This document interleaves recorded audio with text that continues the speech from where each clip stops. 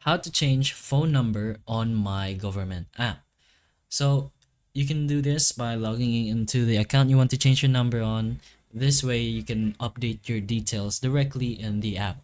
So once you have logged in, just go to the top right corner where you can see your profile. Then basically this is your menu or your account settings or whatever. So just go ahead to the profile button again right here. So once you're there, you should be able to see the contact details. That's where you can find your number and where you can change it.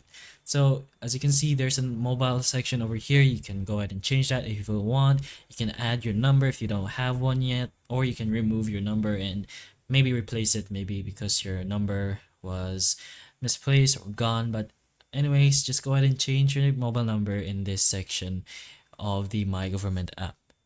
But that's pretty much how you change your number in the MyGov app. So hopefully the information of this video can help you. And if it can, please like and subscribe for more videos like this. And that's all.